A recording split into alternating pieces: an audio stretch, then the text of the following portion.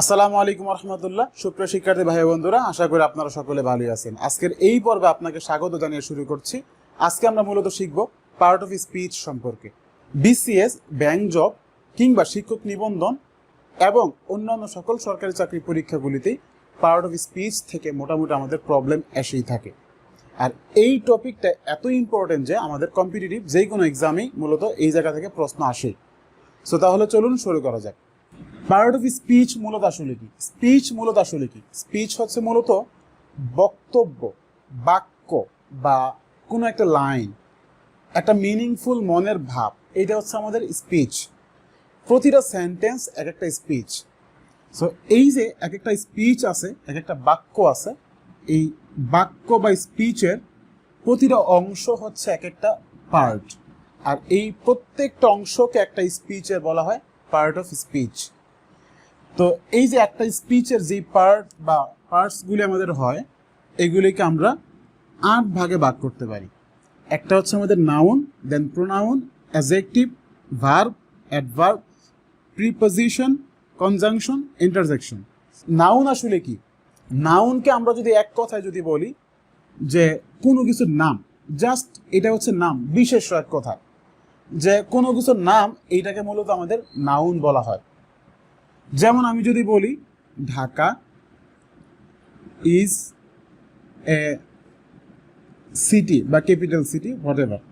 So এই যে ঢাকা হচ্ছে আমাদের একটা নাম, এটা হচ্ছে আমাদের নাউন। সো কোনো কিছুর নাম, মানুষের নাম হইতে পারে, জায়গার নাম হইতে পারে, যে কোনো কিছুর নাম হইতে পারে। সো নাম মানেই নাউন। তো আমাদের এই গেল নাউন সম্পর্কে। দেন প্রোনাউন আসলে কি? প্রোনাউন হচ্ছে বাংলায় একে বলা হয় সর্বনাম। সর্বনাম মূলত আসলে কি? সর্বনাম হচ্ছে নাউনের পরিবর্তে যে আসে, এক কথায় সাবস্টিটিউট অফ নাউন। নাউনের এগেইনস্টে বা নাউনের পরিবর্তে যে আসে তাকে বলা হয় প্রোনাউন বা সর্বনাম। যেমন হি, শি, আই, উই এটসেট্রা, এই টাইপের যত যা কিছু আছে। আমি যদি বলতাম যে Nazmul is a good boy, এই জায়গায় নাজমুল হচ্ছে আমাদের একটা নাউন বা নাম। এই নাজমুলের পরিবর্তে আমি ব্যবহার করতে পারতাম যে he is a good boy. So এই যে নাজমুলের পরিবর্তে হি আসলো, এটা হচ্ছে একটা প্রোনাউন। তো আমরা প্রোনাউন সম্পর্কে বিস্তারিত আরও শিখবো পরবর্তীতে ইনশাল্লাহ। তারপর হচ্ছে কি আমাদের অ্যাডজেক্টিভ। এই অ্যাডজেক্টিভ মূলত আসলে কি? এইটা হচ্ছে আমাদের, যদি আমি বলি বাংলায়, এইটাকে বলা হয় বিশেষণ। সো এই জায়গাতে 4টা বিষয় অ্যাড হয়। নাউন বা প্রোনাউনকে যে মডিফাই করে বা বিশেষায়িত করে, কিভাবে করতে পারে? নাউন বা প্রোনাউনের দোষ, গুণ, কোয়ালিটি এবং quantity. Quality, quantity, quantity. So এই 4টা বিষয়ের সমন্বয়ে গঠিত হয় আমাদের অ্যাডজেক্টিভ, এবং এইটা অবশ্যই নাউন প্রোনাউনের হবে। আমি যদি বলি যে he is a boy. So এই যে বয়, সে একজন বালক। বালকটা কেমন? বালক সম্পর্কে মডিফাই করবে গুড বয়। এই গুড হচ্ছে মূলত আসলে কি? অ্যাডজেক্টিভ। এবং এই গুডটা কার সম্পর্কে বলা হয়েছে? হি সম্পর্কে বলা হয়েছে, তার সম্পর্কে বলা হয়েছে। সো এই যে প্রোনাউনকে মডিফাই করছে, তার একটা মানে গুণ বুঝাইছে, এইটা হচ্ছে মূলত আমাদের অ্যাডজেক্টিভ। সো অ্যাডজেক্টিভ একটা সংখ্যাও হইতে পারে, অ্যাডজেক্টিভ দোষ, গুণ, যে কোনো কিছু হইতে পারে। জাস্ট এইটা নাউনকে বা প্রোনাউনকে মডিফাই করবে। দেন হচ্ছে আমাদের ভার্ব। ভার্বকে বাংলায় বলা হয় ক্রিয়া। ক্রিয়া মানে কাজ।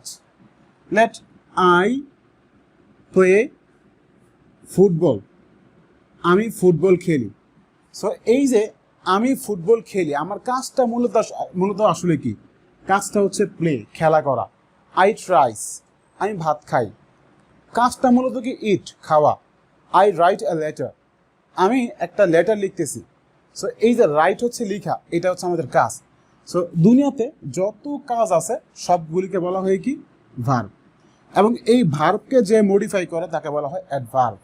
সো এইটাকে বাংলায় বলা হয় ক্রিয়া বিশেষণ। ক্রিয়া বিশেষণ এইটা মূলত আসলে কি? আমি বললাম যে হি স্পিক্স কুইকলি, সে কথা বলে কুইকলি, অনেক তাড়াতাড়ি। এখন এই যে কুইকলি যে বললাম, এইটা কিন্তু নর্মালি তার সম্পর্কে বোঝায় নাই, বরং তার যেই কাজ, তার কথা বলাকে সে মডিফাই করছে কুইকলি। সো এইটা হচ্ছে আমাদের অ্যাডভার্ব।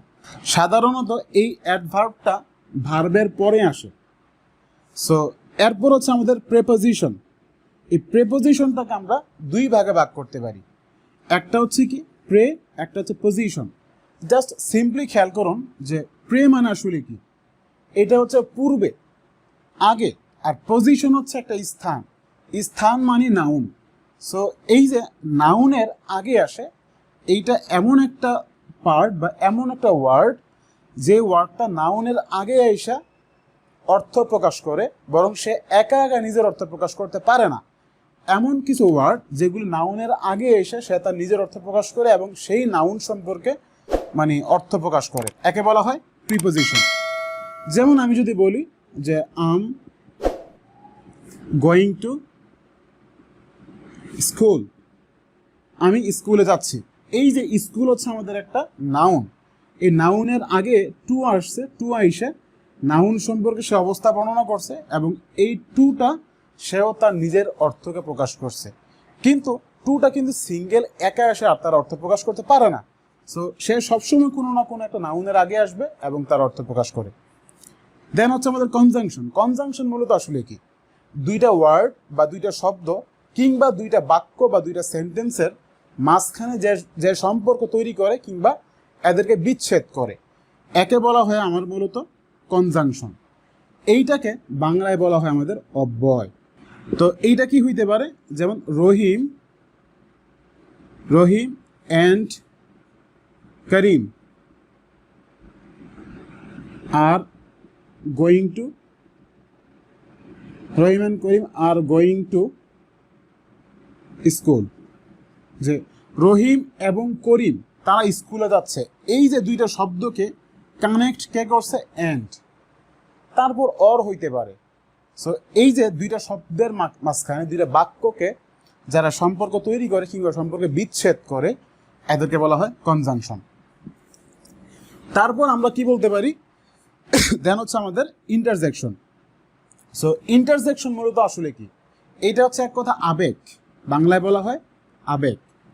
সো এইটা হচ্ছে জাস্ট মনের ভাব, এমন কিছু শব্দ যা দ্বারা মনের আবেগ অনুভূতিকে প্রকাশ পায়, এটাকে বলা হয় ইন্টারজেকশন। যেমন উহ, আহ, ওয়াও, অ্যালেস, এই টাইপের যত শব্দগুলি আছে এগুলি হচ্ছে মূলত আমাদের ইন্টারজেকশন। যেমন আমরা স্যাড মোমেন্টে বলি অ্যালেস। সো এই হচ্ছে আমাদের মূলত এক নজরে পার্ট অফ স্পিচ। সুপ্রিয় শিক্ষার্থী বন্ধুরা, আমরা আমাদের পরের পর্বগুলিতে পার্টস অফ স্পিচের বিস্তারিত আলোচনা করব প্রত্যেকটা সম্পর্কে।